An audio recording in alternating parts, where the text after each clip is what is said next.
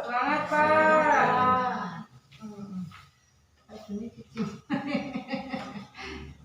Ngomong ini. Baik ibu-ibu, sudah kita mempelajari mengenai ide usaha ya ibu ya. Tadi ide usaha bisa dicari melalui dua potensi ya ibu ya. Potensi yang pertama adalah kita melihat potensi alam, potensi lingkungan. Potensi apa yang bisa kita berdayakan dari lingkungan sekitar kita. Kemudian yang potensi yang kedua adalah potensi dari diri kita pribadi, yaitu potensi dari keterampilan.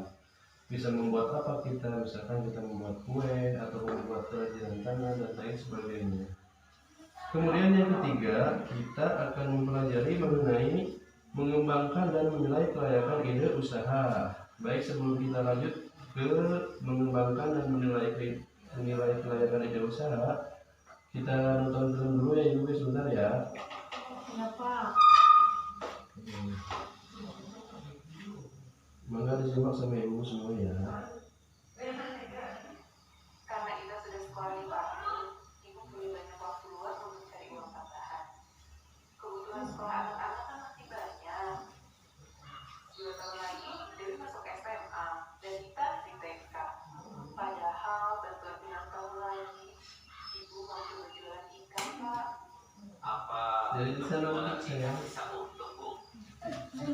Orang yang melakukannya, Ibu akan ambil ikan dari petambak di pagi hari dan menjualnya rata-rata dengan harga lebih tinggi.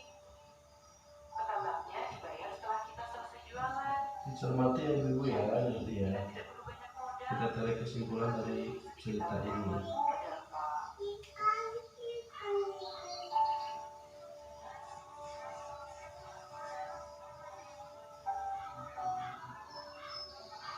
Bukan si ibu masih.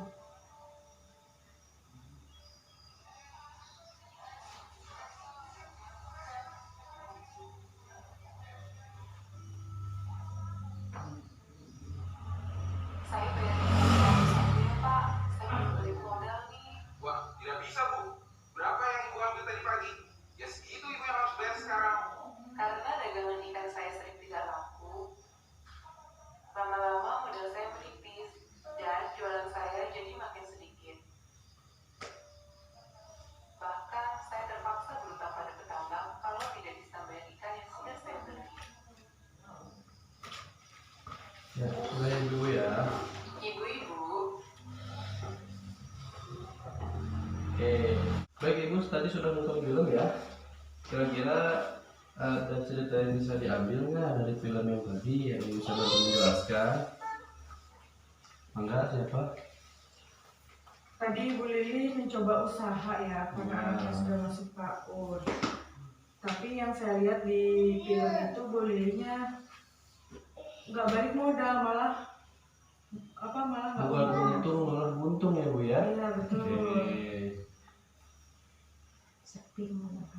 Dagangnya sepi. Tapi dagangnya ya. Kira-kira masalah yang terjadi pada Ibu Lili apa tuh tadi? Dia bisa rugi seperti itu. Kurang strategi. Kurang strategi ya. Kemudian apa lagi? Kurang higienis. Higienis. Oke. Jadi suatu ide usaha tidak bisa langsung dilaksanakan begitu saja ya ibu ya. Harus dipikirkan secara matang. Nah tadi terlihat jelas bahwa Ibu Lili tidak secara matang memikirkan apa saja yang harus dipersiapkan ketika akan memulai usaha ya. Makanya yang tadinya dia pengen untung malah jadi utang ya. Harusnya dia mendapatkan keuntungan malah harus membayar hutang gara-gara jualannya tidak laku. Baik, sekarang bantu saya ya, bantu Bu Lili juga untuk mengembangkan ide usahanya. Tadi Bu Lili ingin mengembangkan ide usaha untuk menjual ikan ya. Sekarang kita bantu Bu Lili mengembangkan ide usahanya. Silahkan lihat flipchartnya ya ibu ya di sini ya. Bisa dilihat di sini flipchartnya. Kelihatan bu? Kelihatan. Kelihatan.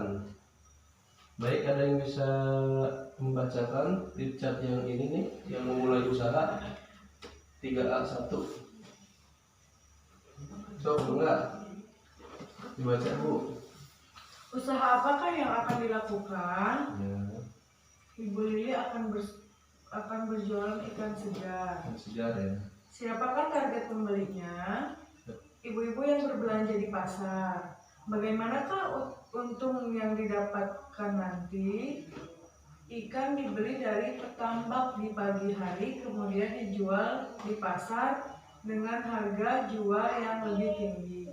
Apakah penyebab kegagalan usahanya selama ini? Ibu Lili tidak dapat bersaing dengan penjual ikan segar lainnya sehingga ikannya sering tidak laku. Ya. Baik ibu-ibu, di sini jelas ya diterangkan bahwa sebelum kita memulai usaha ada beberapa hal yang harus kita perhatikan ya, yang harus kita perhatikan untuk memulai usaha. Yang pertama adalah usaha apakah yang akan kita lakukan, kemudian siapakah target pembelinya, kemudian bagaimanakah untung yang bisa kita dapat nanti, dan yang terakhir adalah apakah penyebab kegagalan usahanya selama ini. Jelas ya ibu ya? Oke. Jadi yang tadi Ibu Lili, barang yang dijual Ibu Lili tadi sama saja dengan yang sudah ditawarkan oleh penjual yang lainnya. Jadi sebelum Ibu Lili berjualan, ternyata banyak para pedagang ikan yang lebih jualan dulu dibanding Ibu Lili ya. Kemudian barang yang dijual Lili sama saja dengan yang sudah ditawarkan oleh penjual lain, jenis dan kualitasnya juga, harga jual, tempat jualan, dan target pembelinya juga sama. Berhubung tidak ada hal yang istimewa yang Ibu Lili tawarkan, ibu-ibu di pasar pun lebih memilih untuk membeli dari penjual langganannya masing-masing ya. Jadi para pembeli itu sudah punya langganan ya ke toko mana yang bisa dia beli. Baik, sekarang kita bantu Ibu Lili lagi nih untuk supaya usahanya bisa berjalan lancar. Ibu Lili harus mengumpulkan informasi ya, untuk mengumpulkan informasi. Setelah Ibu Lili punya ide usaha, kumpulkan informasi sebanyak-banyaknya seputar ide itu agar kita bisa mengembangkan ide usaha tersebut serta menilai apakah ide itu dapat dilaksanakan atau tidak ya. Kita mungkin sudah tahu beberapa hal, tetapi bisa dicari tahu jauh dengan datang ke pasar, bertanya kepada orang, atau mendengar berita dari televisi, radio, dan lainnya. Baik, silakan buka buku pintar halaman 71, lembar cerita A. Ada ibu sudah ketemu? Sudah ketemu? Boleh dibantu dibacakannya ibu ya, gantian aja bu, bacakan bu.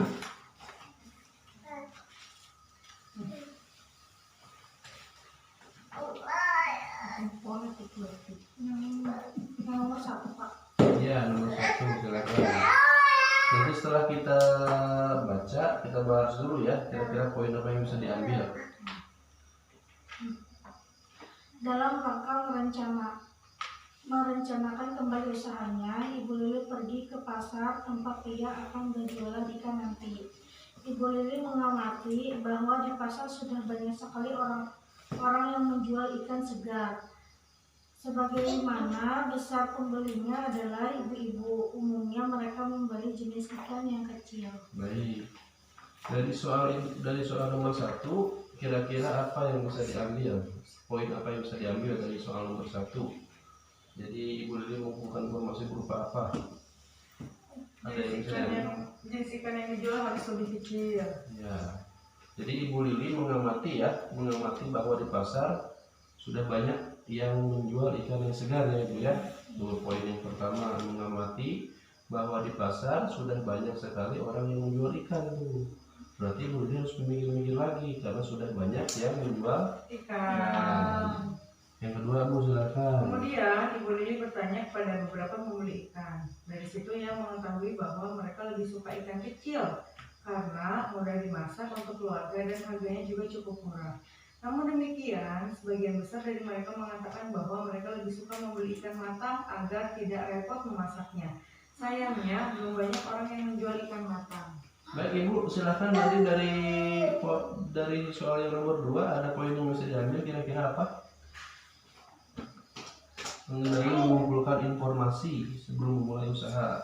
Ibu Lili bertanya kepada beberapa pembeli ikan. Betul. Jadi soal yang kedua, Ibu Lili bertanya kepada beberapa pembeli ikan. Dari situ ia akan mengetahui bahwa mereka lebih suka ikan kecil karena mudah dimasak untuk keluarganya, ya. Silakan Bu, gantian lagi soal nomor 3. Ibu Lili juga mempelajari bahwa harga ikan yang banyak dibeli ibu-ibu tidak lebih dari 20 atau per kilo. Untuk menarik pelanggan, sebagian penjual menjual ikan mereka setengah dari harga normal. Jika ikan-ikan tersebut belum laku pada jam 3 sore, sesampainya di rumah, Ibu Lili mendengar radio memberitakan bahwa ratusan ikan dalam tambak di dekat desanya sedang diserang jamur. Akibatnya banyak ikan mati dan tidak dapat dimakan. Ya, terima kasih Bu Ina sudah bantu membacakan. Kira-kira poin apa yang bisa diambil dari soal yang nomor 3 Bu? Kira-kira apa? Ada yang bisa diambil? Ibu Lili mempelajari harga ikan. Ya, betul sekali ya Bu Rika ya. Bu Lili juga mempelajari bahwa harga ikan yang banyak dibeli ibu tidak lebih dari 20.000, dan Ibu Lili mendengarkan radio yang memberitakan bahwa ratusan ikan dalam tambak di dekat desanya sedang diserang jamur. Baik, tadi sudah jelas ya. Yang pertama adalah Ibu Lili mengamati bahwa di pasar sudah banyak sekali yang menjual ikan. Yang kedua, Ibu Lili itu bertanya kepada beberapa pembeli ikan ya. Kemudian yang ketiga, Ibu Lili mempelajari, Ibu ya, mempelajari bahwa harga ikan tidak banyak,